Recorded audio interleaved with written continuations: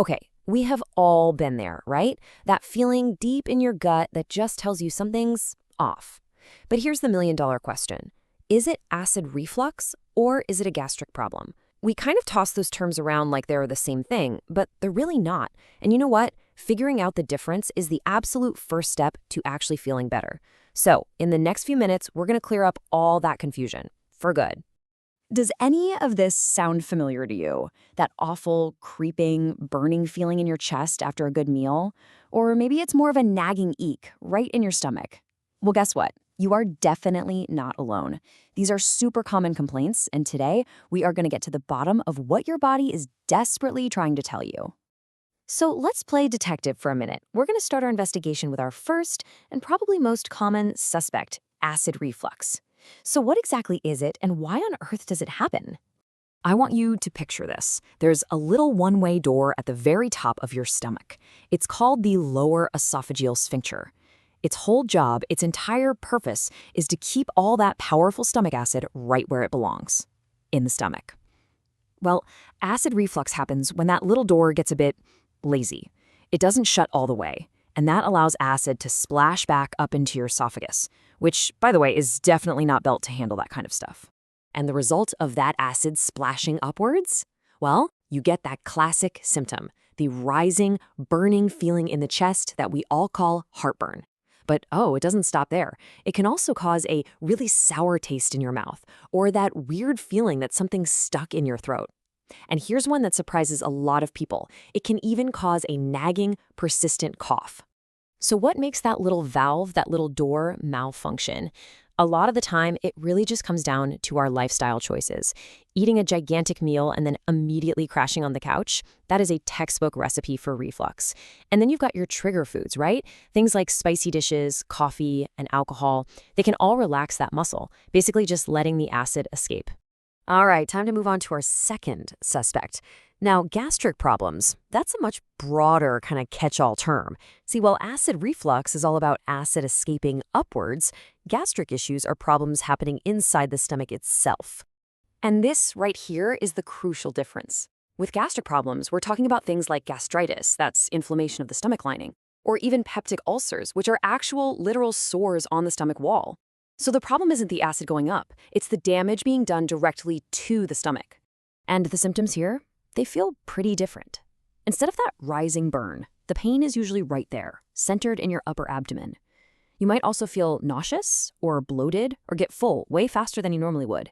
And you really need to pay attention to this one major red flag we'll talk more about later, dark or even bloody stools. Okay, so you've met the two main suspects. Now for the most important part of this whole thing, the head-to-head comparison. This is where the light bulb goes off, where it all just clicks into place. Let's just break this down super simply. For acid reflux, I want you to think up. It's a rising, burning feeling that travels up your chest and into your throat, and it usually happens after you eat or lie down. Now, for gastric problems, think in. It's a localized, maybe gnawing or aching pain, right there in your belly. The timing can be a clue, too. Ulcer pain, for example, can sometimes feel even worse when your stomach is empty. Now, just to make things a little more interesting. Yep, it is totally possible to have both of these conditions at the same time.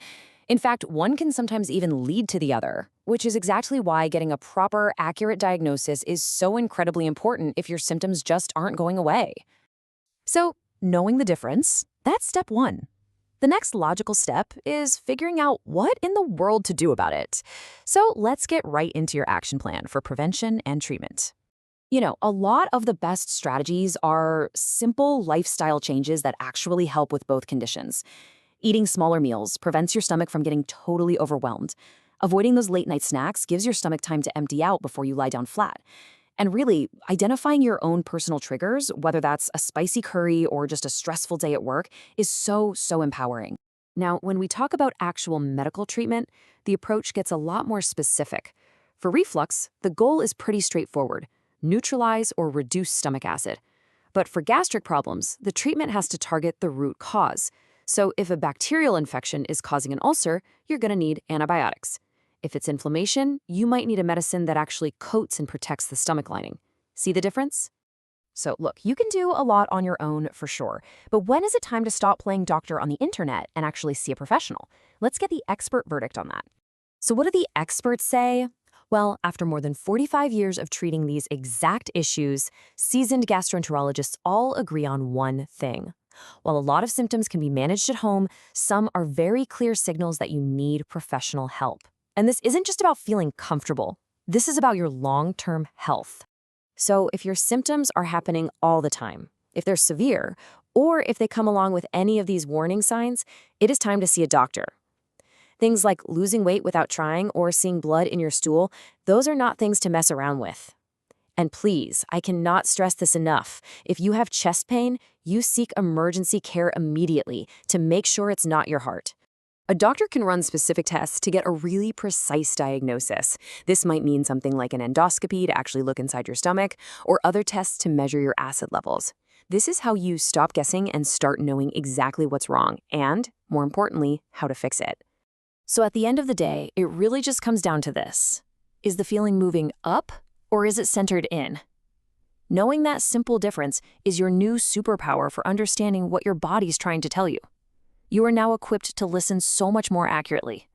The only question left is, what's your next step going to be on the path to better digestive health?